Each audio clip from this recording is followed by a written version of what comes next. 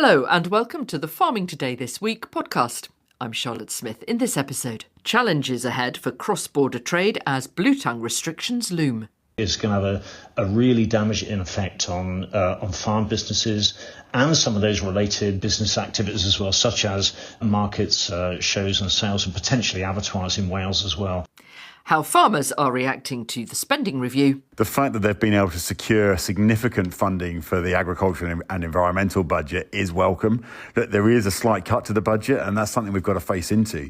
And things you didn't know about a loaf of bread. You make your dough out of your wheat variety and then you hang it in a lab, and it's basically how many seconds it takes for that dough to stretch and hit the table, basically. More on all that later. Let's start, though, with one of the nicest farms I've been to, which features on Radio 4 this weekend. They boast a small pond, which I accidentally created. I digress. I am talking about Strictly, near Kendal in Cumbria, run by the Robinson family since 1875. James Robinson, the current boss, is England chair of the Nature Friendly Farming Network and works with his dad Henry and sons Robert and Arthur. It's a dairy farm with pedigree dairy shorthorns.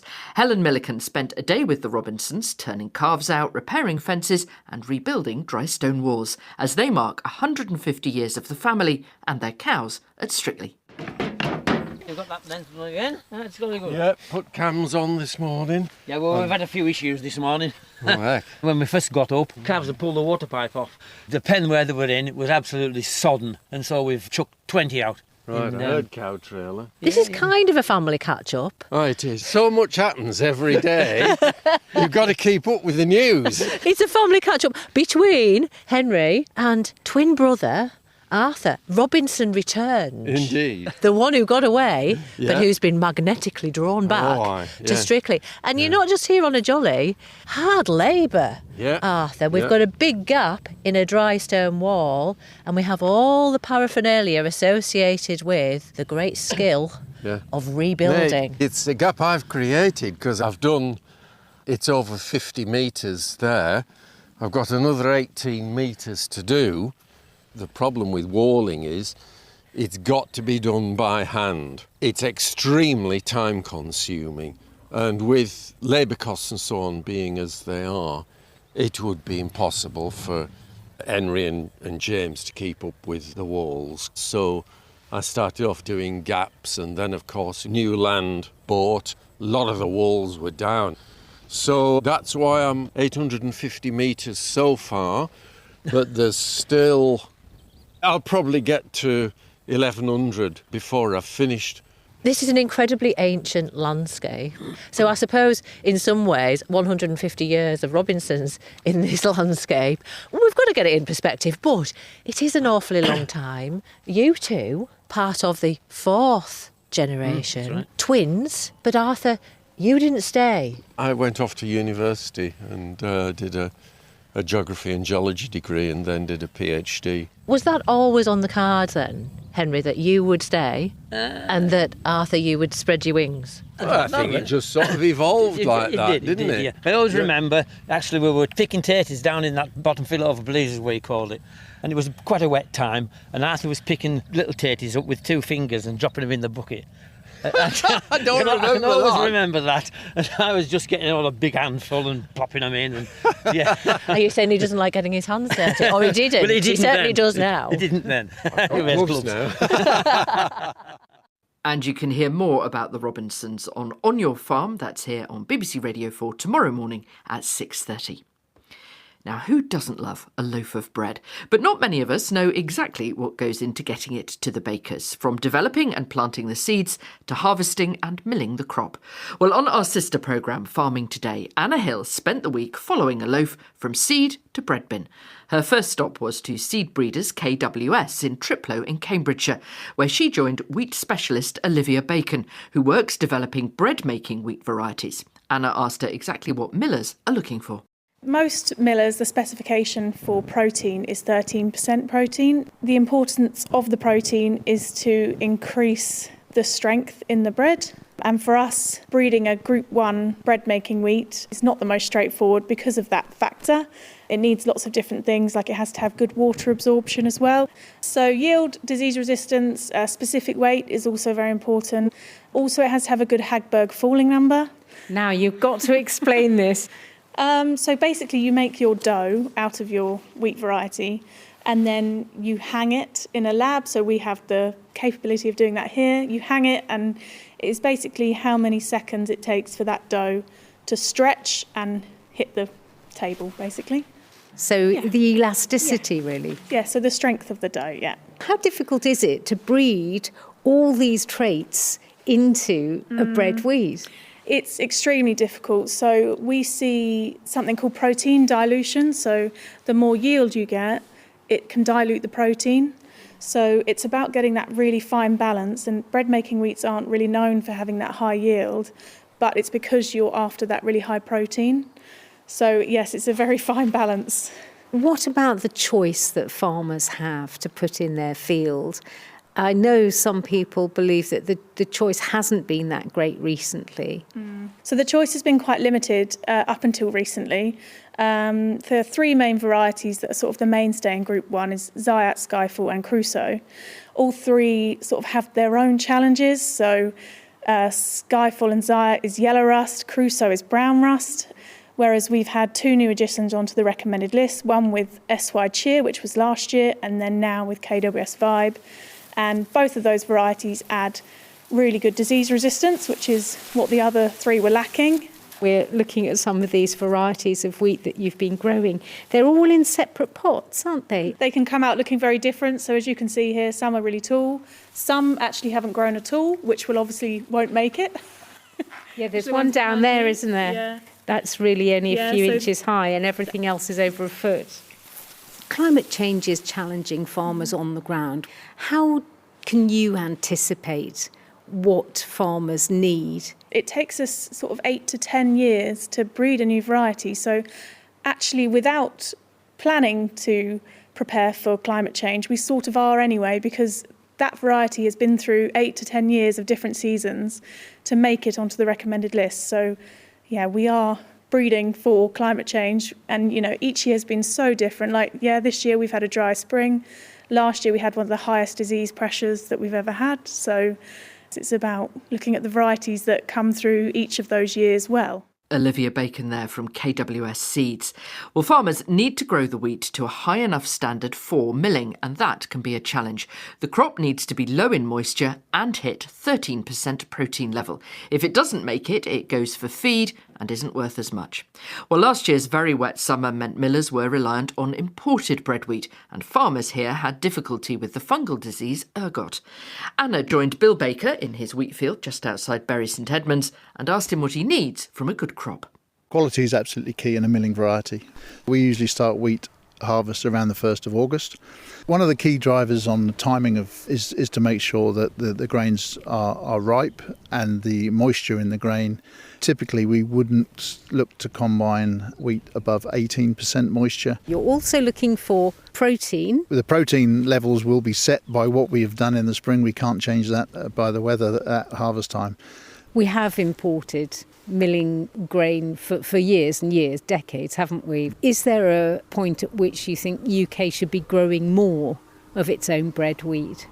I think the challenge that we've got here in the UK is the climate, but surely it must be right for us to be producing what is a key ingredient in the staple diet of the population. Well, from the farm, the wheat goes onward to be sorted, cleaned and stored.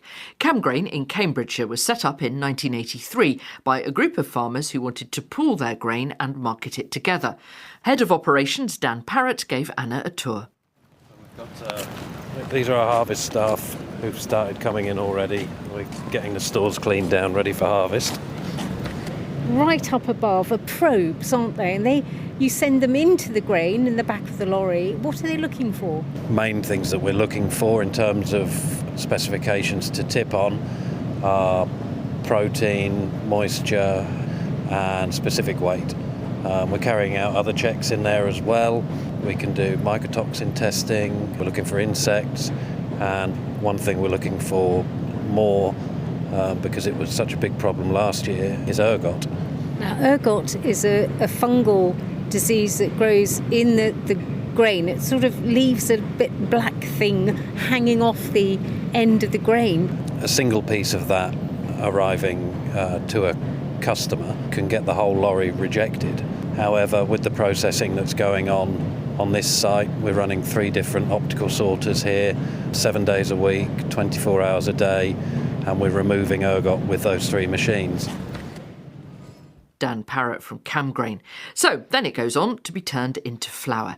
David Wright is from a family of millers in Essex who can trace their roots right back to the Doomsday Book. Today they supply the major bakeries, make supermarket own brand flours and sell their own named brand too. We're with David Wright. You're showing me the grains here in your hands, and if I pick them up now, this has been stored for nearly a year. Half of our wheat comes from stores and the other half comes direct from farms, so it's very much down to the farmer as well to make sure that grain is kept in good condition. We've taken the wheat in from the wheat intake. It's held in these dry wheat bins. It's blended, and then we make a grist, which is grist to the mill, the old saying, where we will take different types of grain, blend them together, and put it through a conditioning process. Then here, what you're seeing through this window is the roller mills that open the wheat and release that endosperm that we need for white flour. Can we go and see the actual sieving process? Yes. We have in front of us large boxes, rather like sort of porter cabins, but they are being wobbled. In one cabinet there would be 24 different sieves, ranging from a very coarse sieve at the top to a very fine sieve at the bottom. So how many different sorts of flours do you make? Hundreds. You've got pizza flour there. You'll see this wild farm flour, which is regen, and of course half our business is going out in bulk tankers in 28, 29 tonne loads. And that goes direct to the bakers. All bakers want consistency in the product, so having that consistency is absolutely vital, and that absolutely starts with a consistent wheat product. Anna Hill there. This week, the Chancellor unveiled her spending review, which resulted in some relief from farmers who'd feared big cuts in budgets for environmental projects. In the event, while there is still a cut, it's not as big as many had feared. £2.7 billion will go to sustainable farming and nature recovery in England. There's also investment in flood defences. Defra itself, though, is facing cuts to its budget of 2.7%, which some worry will land on the arm's-length organisations like Natural England and the Environment Agency. The Chief Executive of the Wildlife Trusts, Craig Bennett, told me cuts to those budgets would be harmful for nature. We are worried in particular what that might mean for agencies like Natural England and the Environment Agency, which ultimately we need properly funded and supported politically to be able to get on the job and do the job we need them to do, and to be able to do that efficiently and effectively. And that's going to be very important in supporting nature-friendly farming as well. So we are concerned about that. But, I think this is a time now where all of us, farming organisations, nature organisations, the arm's length bodies like Natural England Environment Agency and the politicians, we all need to roll our sleeves up and give that kind of long-term commitment to deliver this transition that we need, that ultimately is going to be good for nature, good for farmers, good for the country as a whole. The government has talked about retargeting schemes, particularly the Sustainable Farming Incentive, the SFI.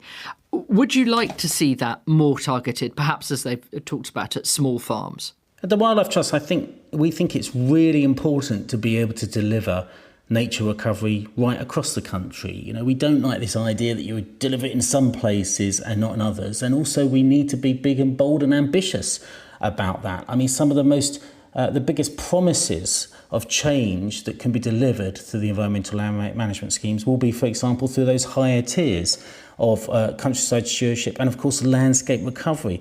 And those offer the tantalising prospect of a much more significant transition in the long term that really puts nature in recovery properly in the long term and enables us to shift to much more regenerative farming, which ultimately, is going to be good for everyone. So we would hope that, yes, we want to benefit small farms. We want to benefit big farms as well through this, but we do know small farms in particular need help, and for small farms that are trying to make that transition to genuine regenerative farming.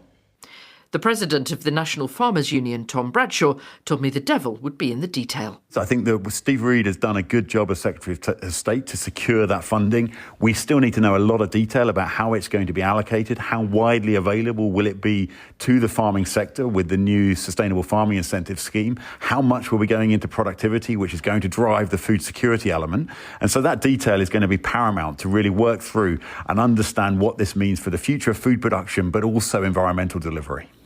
Defra's budget overall does face a cut. You've just met with Steve Reed. Did you get any idea of where that cut will come?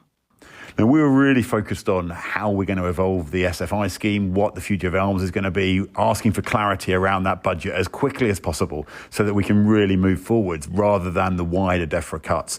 And so we haven't got that detail at the moment. What is the shape of the new SFI and ELMS more widely?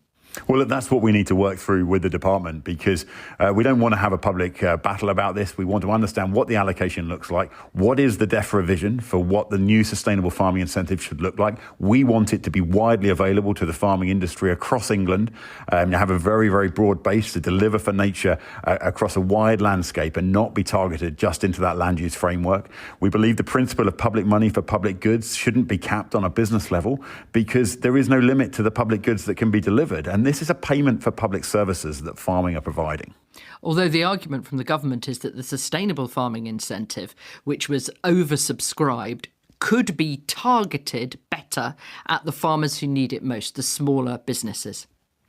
I think that's a move away from the principle of public money for public goods. It becomes more of a social payment than necessarily focused on how we deliver those public goods that society doesn't pay for. Now, if that's the vision that Labour have for the sustainable farming incentive and for the wider environmental land management scheme, then we need to know that vision. We need that clarity, so then we can work on delivering something that can have the biggest impact for the farming industry. Tom Bradshaw from the National Farmers Union. Livestock moving from England to Wales will have to be tested from next month.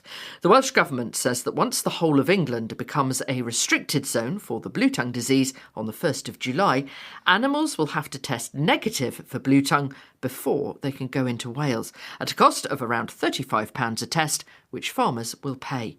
There have been no cases of bluetongue in Wales or in Scotland this year. There, the government have also decided earlier this month that animals should be tested if they're coming from a restricted zone. Well, earlier this week, the Livestock Auctioneers Association warned Farming Today that limiting the movement of animals across the borders would be catastrophic.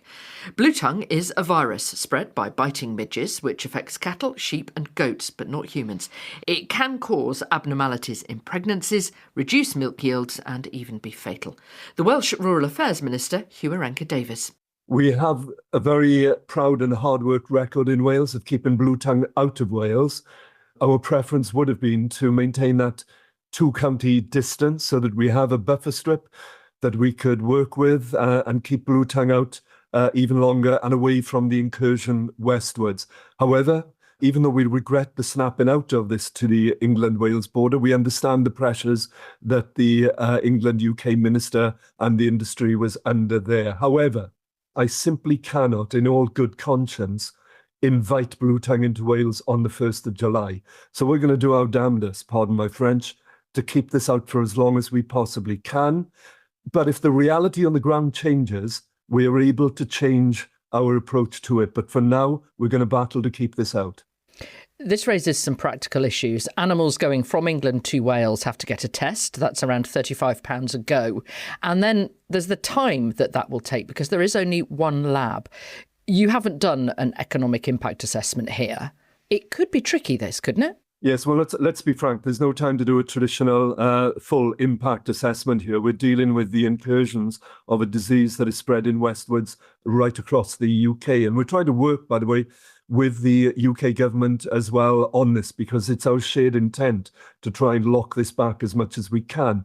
But yes, there will be costs with this, and we've been working with farmers and with the livestock sector to make sure that we have the supply chain of vaccinations, and we can actually augment that supply chain of vaccinations, which, by the way, we're quietly confident that we can do.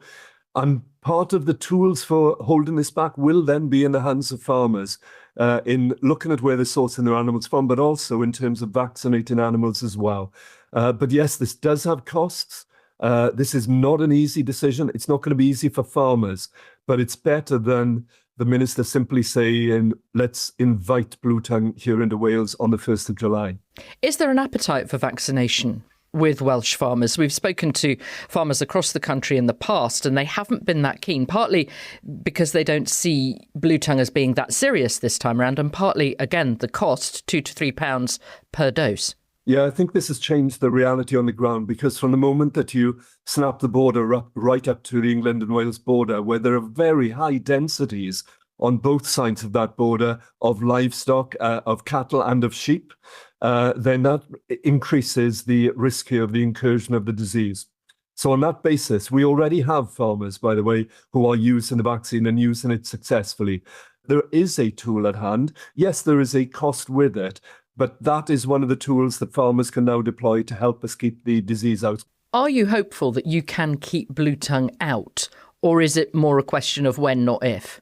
I'm hopeful that we can. It's not a lost battle. However, I am realistic about this as well. We could see incursions into Wales and we might have to change the approach. And if we do so, we will do it like we did when we made this decision. We held a roundtable of all the stakeholders on the 5th of June. We went through with them their views, but we also made clear to them that whatever decision we come to, we'll try and do this in the best interest of not just the animals, but farmers and the industry. And the decision we've made does buy us time to actually think through what happens if we have an incursion. How do we then react to that?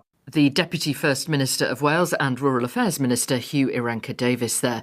Well, there's been dismay from the livestock sector to this decision. Phil Stocker, Chief Executive of the National Sheep Association, told me cross-border trade will, in effect, be halted. We think it's going to have a really damaging effect on farm businesses and some of those related business activities as well, such as markets, shows and sales, and potentially abattoirs in Wales as well. It's going to be serious, this, and it's going to put a stop to movements almost immediately. And there's so many farms that just are dependent on those cross-border moves, cross-border trade, and just cross-border, the way they keep animals across the border as well. I cannot imagine that the Welsh Government are going to be able to hold this line for very long. I'm glad to hear Hugh Iranca-Davies say that they will review as we go forward, and I think they might end up reviewing fairly quickly. Because you think this will mean that people just won't move sheep from England to Wales because of the cost?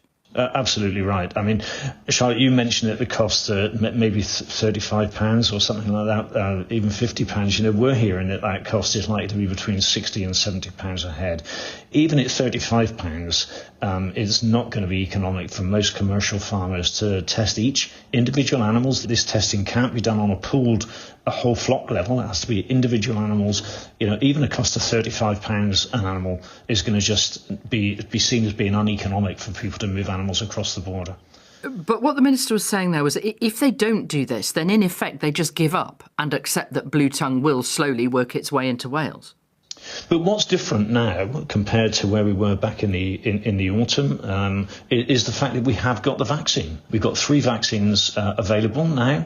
2 of those vaccines have achieved provisional marketing authorisation, and with that comes a higher level of data to give some confidence in terms of their efficacy.